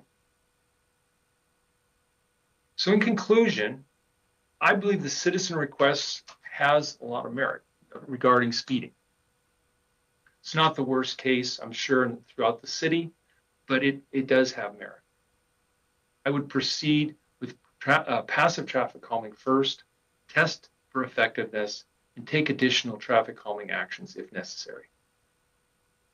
Lowering the speed limit on these streets is okay. There's been some comments, and I've heard one from CivTech, that it can increase risk of accidents, but on this type of street, I don't believe that applies at all. It does apply maybe on rural roads where you have too big a reduction, but in this case, going from 25 or 30 to 25, it has no risk at all. And it complements the city's complete streets policy by making the street a little more ped and bike friendly. And it should be used in conjunction with speed awareness signs. If you did go to the speed hump solution, use them sparingly on Court Street. 1 or 2 at strategic locations makes a lot of sense, but I wouldn't use them like was done on Road 96 where you have several of them in a row. And lastly, I think the city should consider a road diet on the greater Court Street corridor just based on the collision history. But of course, that should take a lot more evaluation before you make that move. Thank you. If you have any questions, I'm here for you. Thank you for that presentation. for that presentation. Do we, looks like Mr. Milne, you got a question or comment? Yeah, it's more a comment. I did want to say thank you to city staff for going with a local. At least I deemed him a local engineer. Saw that the guy actually rode his bike along there, kind of knew the ins and outs. So I did want to say choosing PBS as our second evaluation means a lot. I think you guys did a very good job. It's kind of what I've been hearing from other people. I know I did have a couple of conversations with a couple people in my district today about this. Said that they liked what we had to come up with, that it wasn't crazy with all the other stuff. It was basically something that made a lot of sense. It shouldn't cost us a lot to repaint some stuff and change the signs out. So again, just kudos. I don't say thank you that often, but I will say thank you on this. And I really appreciate getting the second opinion, and it again makes 100% sense to me. And yeah, very pleased with this, and I hope we could all get behind this. So thank you. Thank you, Mr. Milne. Mr. Perales. Thank you, Mayor. Thank you for the presentation, Mr. Mannix. I have to ask. The first opinion is strikingly different from what you concluded, and so residents reached out today, and it just seems I kind of want to, if you could provide a little bit more reason as to why CivTech's conclusions are quite different from what you provided, and also kind of shed more light on the complete streets policy, because I think at this point I would like to look into this a little bit more further. Obviously, there's a lot of different areas in our city that need attention in regards to traffic calming, and so I just want to make sure that, I guess what I'm trying to say is, I want some little bit more background on the reasoning for your conclusions, and also put out there to the council. I would just like to vet this more, because I feel like we need to better understand some of our own policies, because if this is something we already had in the books and he feels there's adequate backing for this change, I think we need to kind of look into this a little further. So if Mr. Maddox, if you could just briefly talk about why you came to your conclusions, as they are quite different from CivTech's. Okay, I'd be glad to. One of the things when we read the CivTech report, we couldn't disagree with it. But it's, in my opinion, it's about 10 years out of date with the state of Washington. So they're basing on national standards, and that whole 85th percentile thing comes from the feds on down, and it's universally used throughout the United States. In the last 10 years or so, Washington State has really pushed communities to adopt complete streets ordinances, and I mean, some of their funding is regulated associated with that. So it's serious. And so, what does complete streets mean? I mean, it means that a roadway performs more of a duty than just facilitating people from getting from point A to point B, and it should facilitate and encourage people to walk and bike. I mean, this is kind of common sense stuff. It's generally associated with building new streets, right? Or like the work you did on Sylvester. So how do you measure complete streets? Well, the state would suggest you use this concept of level of traffic stress. So the closer that pedestrian walks to a traffic lane, the more stress they're going to be under. That's why detached sidewalks that separate the sidewalk from the curb, where you have the trees planted, is less stressful and more enjoyable to walk on, assuming the trees don't tear up the sidewalk.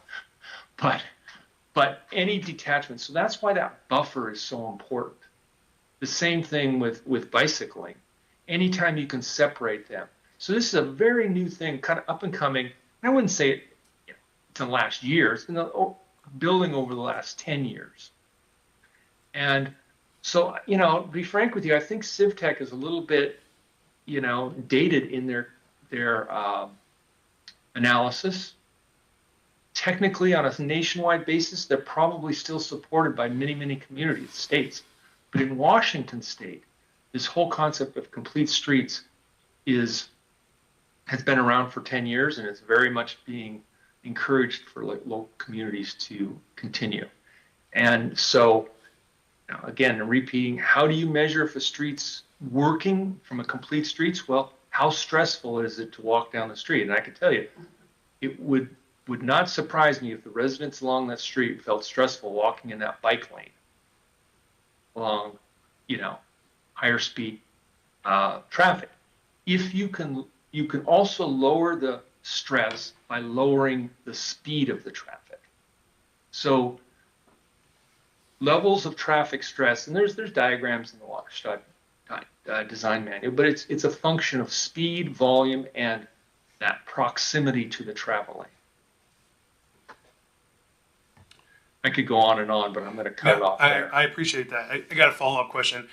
So I was driving over in Kennewick recently, over in some new subdevelopments, and I noticed that over there, they're installing mini roundabouts in speed humps, approximately about 300 feet in spacing. Do you think that's an effective, traffic calming measure that perhaps we can look into and maybe test out with future developments here in Pasco? Oh yeah, I could go on and on about this subject. I think in general they're being preemptive, and I know they are because I do work over there, and trying to slow traffic if they can see a pattern in the roadway network, like a residential street could be used as a through street, then they're trying to be preemptive and using traffic calming tools. The traffic circles, generally speaking, on residential streets, we'd call them traffic circles. If they were in an intersection that would maybe be used as a traffic signal, then we'd go to the word roundabout. Road 96, So I do appreciate the explanation. If we can kind of stay on topic here, I'll be honest, admittedly, I'm getting lost here. I know we're talking now about projecting to kind of what we may do future-wise. If you can try to keep it relevant to the action item at hand, that'd be super helpful to me. Speaking for me. Traffic circles, I don't recommend this corridor because they deflect the vehicle traffic towards a very popular bike route, right? So as you deflect the traffic towards the side, which a traffic circle would do, it would likely put them into the bike lane. And this is a very popular bike lane. So I wouldn't recommend that. Humps are probably more effective in this case. Thank you, sir. I appreciate that. That helped me pull back into where we are. Mr. Grimm, I see your lights on. Yeah, thank you, Mr. Mayor. This comment's just more to the group. I think I appreciate his conclusions, and that's probably where I would want to see us go to, is more along the lines of some of those passive, the passive where we're kind of narrowing the lanes and doing those things without being more actively involved. I see, we have a chance to lower the speed limit coming up. I hope we do that, before we get all the way to speed cushions and everything. I think would be the way to start intervening into that area. Thank you. Thank you. Any further, Mr. Harpster? Yeah, just adding my 2 cents. One of the slides back, I think it was middle option, was a buffered bike lane. Yeah, there it is. I think I'd be most in favor of doing that buffered bike lane, but I'd want to see some kind of a conceptual drawing because there's only so much space on that road, and the north side already has a designated bike lane with parking and then the sidewalk. And so if the buffered bike lane would be intended for the south side, then I assume then the on-street parking would have to go away, or the bike lane on the other side would be reduced or something. I'm just not sure how that would look. And yeah, I'd like to address that. Good question. That is a cross section of just half the roadway. So we took some field measurements out there, and the buffered bike lane would be on each side. So there'd be one, effectively eastbound and westbound. You have enough width there. It's tight, and we'd have to be a little bit creative without having to restripe the whole roadway. What I had proposed here, we simply just add a second stripe on each side of the roadway that narrows the travel lane in each direction and creates a buffer for the bike lane in each direction. Okay, appreciate that. Yeah, I think doing that combined with lowering the speed limit would get us maybe not where we want to be ultimately, but certainly further along than where we are today. So Thanks. Thank you. Seeing no further lights, Mr. Milne, you have a motion?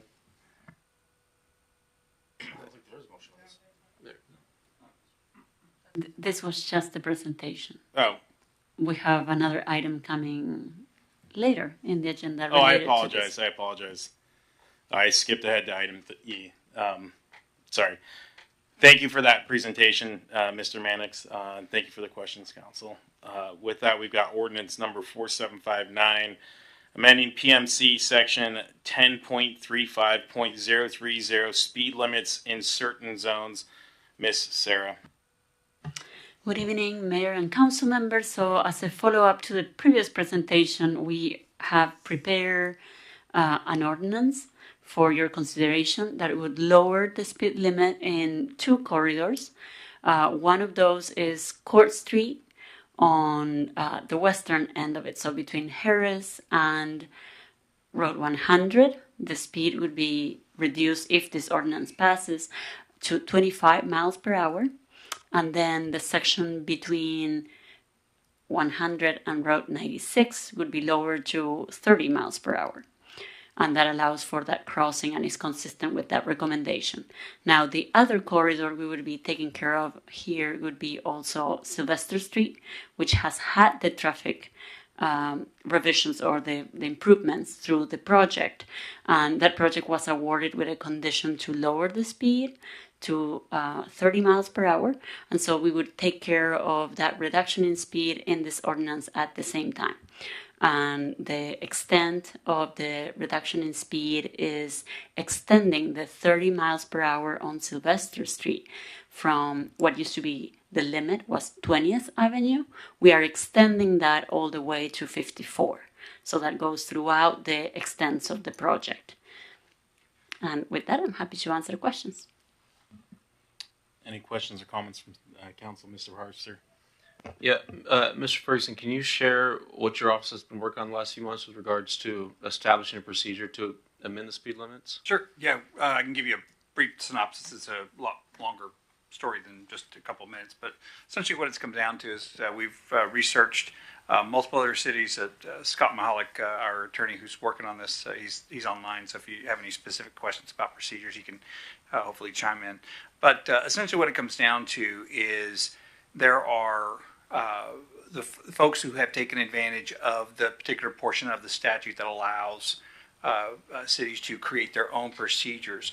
Those procedures, by and large, are pretty identical wherever we find them, and they seem to have a lot of the same requirements that a lot of folks have with regard to that they're using for the study already. So one of the things that we've done is work with Miss Sarah. She's gotten us, and I don't want to misquote her in terms of where she got the version of the procedures, the draft procedures to us.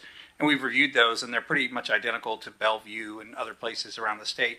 Also, we've reached out multiple times to MRSC related to the procedures and what other locations have done them and what is entailed in those. So we're ready to bring the draft to you. That's it's a matter of timing. This seemed to be the more burning issue, so I think this is the one that came to you first. But the procedures are ready to go to the extent that you may or may not like some of the things in them is to be determined. But yeah, we've got those ready to go and can have those in the next week or two.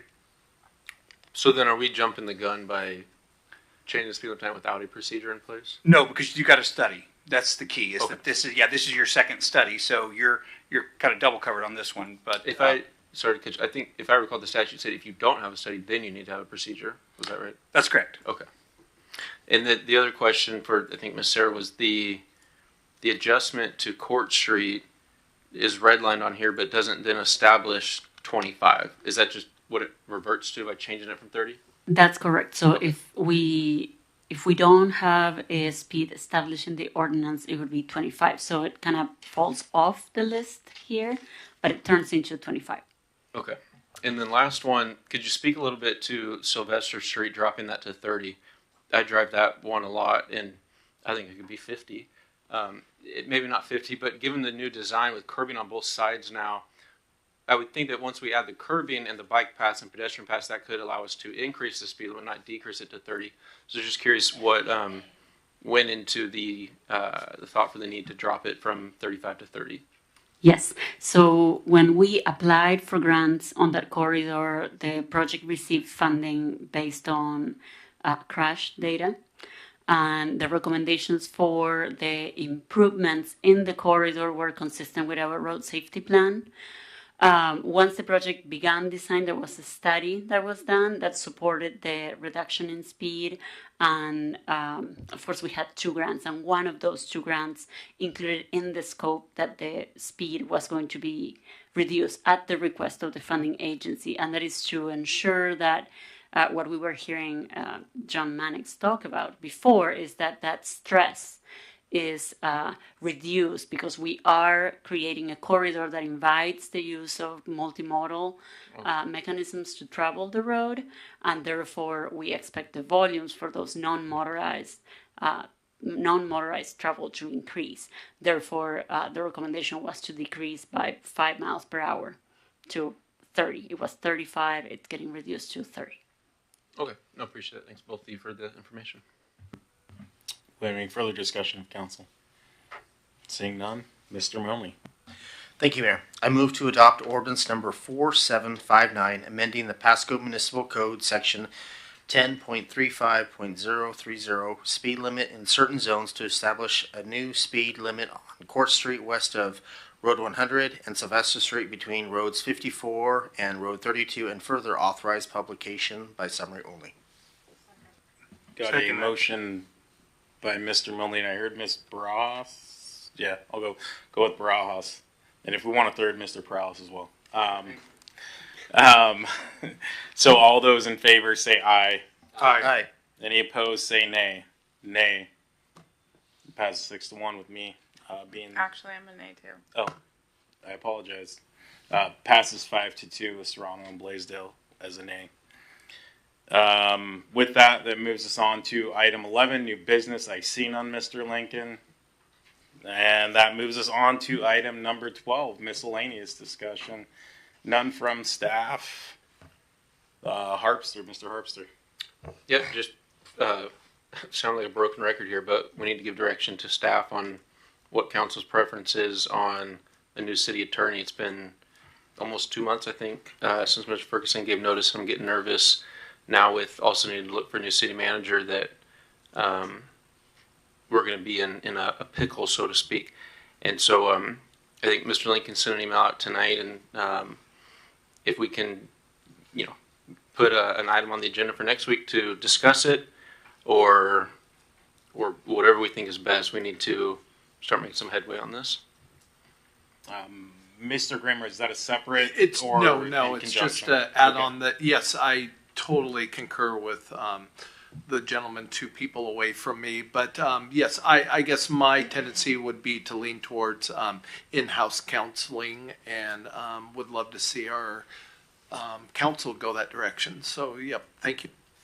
Thank you. Do you have anything further on that, Mr. Harpster? I just don't want to turn my light off until we have some direction for So staff. my question is, do you have a preference, or you my preference is what Mr. Grimm stated. Like us to proceed with hiring in-house counsel, and the costs are around the same. The difference is hardly negligible, and that's my preference.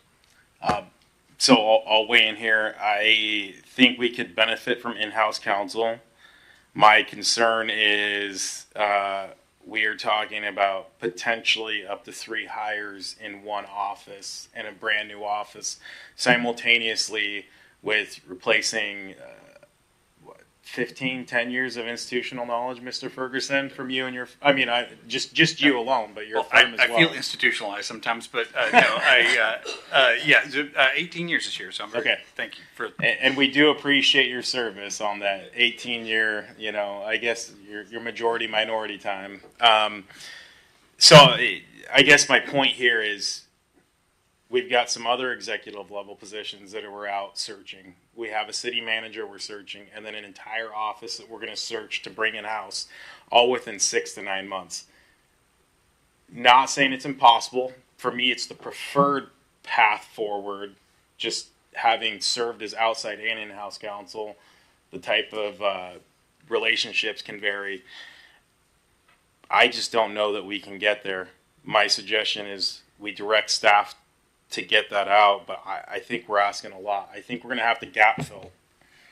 Mr. Lincoln? I think one of the things that we'd have to do anyways is procedurally you'd have to actually establish an office of the city attorney. So you could, if the direction was to do that, you could still simultaneously do that and then work to decide if there's going to be a even the ability to fill that position with anyone that's local or through a national search. And then it gives kind of the staff the flexibility, new city manager, the flexibility to do a short-term contract for the services, but it'd still be a created office that they could then go out and fill the position when the time is right. So there is some flexibility on how to handle that. Okay. With that, I think it does make sense to maybe get that draft resolution or ordinance modification if that's what it's going to take. Which is ironic to ask you to print the future. But we appreciate your work. Mr. Grimm, are you still on? I was the new on? Yeah, I'm still on that. Just, yes, that would be my preference too, to create the office. And if we have to go outside for now in the time being, but as you kind of mentioned, and Mr. Harpster, in the long term, it would be nice to go in-house. Just want to make sure they've got direction. So like Mr. Harpster, I'm anxious like he is to just get this going. So thank you. Sure, Ms. Barajas. If we can add 5 minutes to executive session for full discussion, group discussion on the path forward for this particular matter. I see a winced face by our city attorney. I would have to look at that. Let me see. Yeah, I think that would be, it would have to be qualifications related to an applicant, or it would have to be based on the performance of an actual city employee. So I think it would be a premature at this part, or at this point. But sorry. I didn't mean to make that sound, but I did want to make a comment. Sure, go ahead. Okay, well, let's make it's sure, about this, Ms. though. Barajas, we good? Okay, now to Mr. Barajas. I was going to say, Kim, we kind of talked about right now hodgepodge in a plan, put together a plan that will work for the next 6 to 8 months, and then we'll review it, and we're like, okay, that makes sense, and then we have the staff execute it. I don't think this is that difficult, but yes, I would be in favor of in-house. Let's just get a plan together, and let's go with it, and then we'll stick to it. That's it. Sounds good. I think we've got direction out there, correct? Okay. With that, Mr. Prowse. Yeah.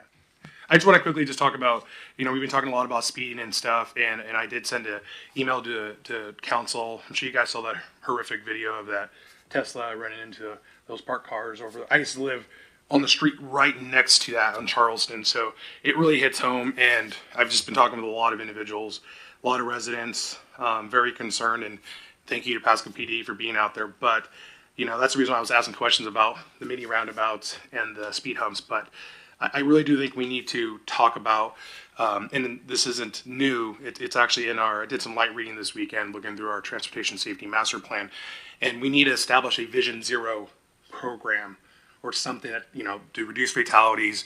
And we're doing a lot of it, but again, we're just kind of putting things together, like today, doing this fix for Court Street and down in Sylvester. I really do think we need to start tackling this issue, looking for what we want to input in the community. And so I just want to put that out there, maybe ask for a motion at a later date, but just keep that in mind. I'll talk to you guys offline. But again, my kids would ride their bikes on that street.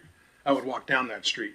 And so when I saw that Tesla hit that car, it's like, and then I just saw comments on there. And, one lady said, I was just walking there 39 minutes ago. So we really got to start doing things and I was really, do things that are going to increase safety in our residential neighborhoods. I was really happy to see the second opinion today from PBS. It's more kind of homegrown. Again, staff members ride their bikes on that street. This is one of those things, a goal of this council. We talked about street safety. We just need to start putting a plan together.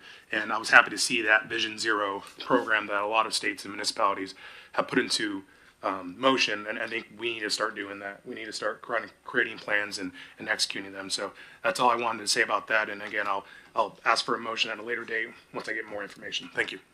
Thank you.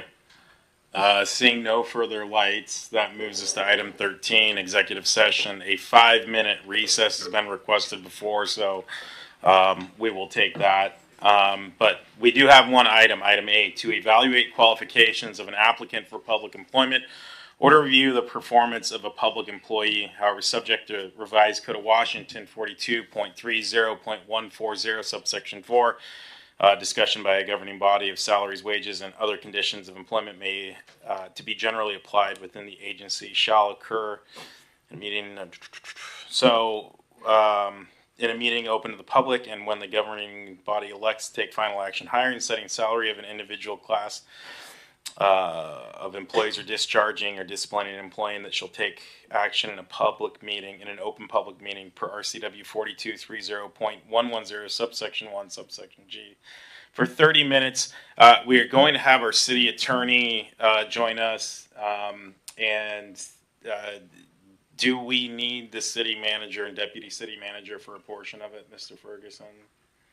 That's the council's prerogative.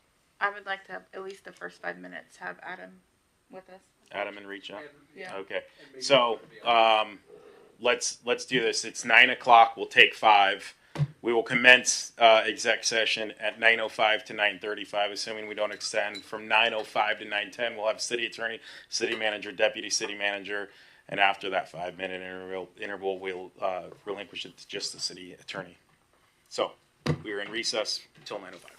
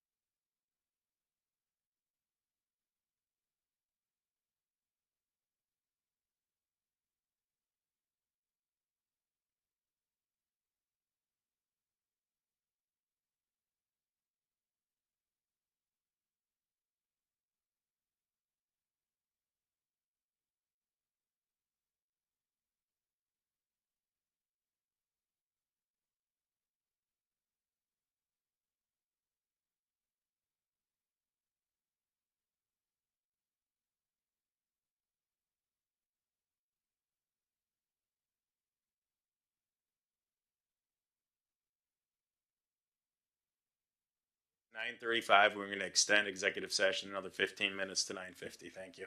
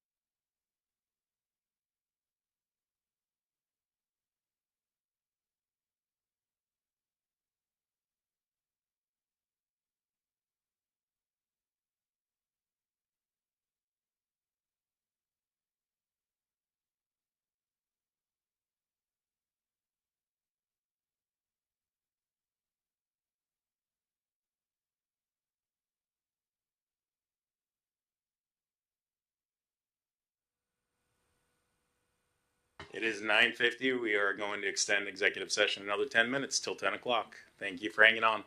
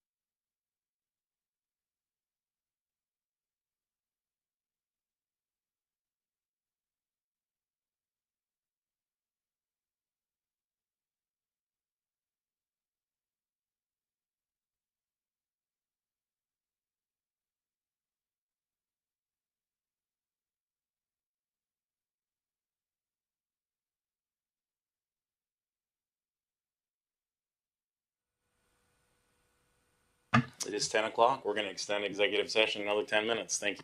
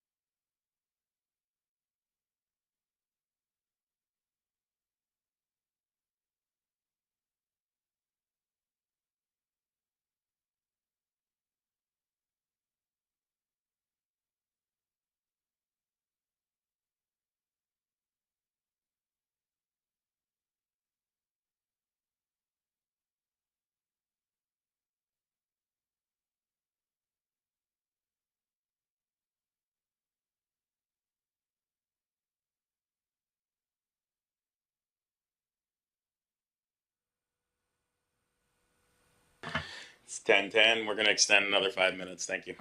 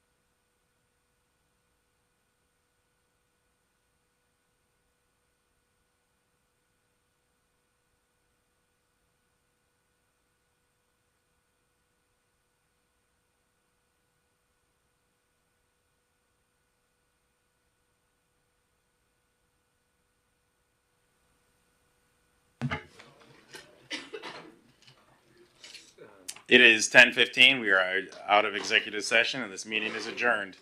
Thank you for sticking around.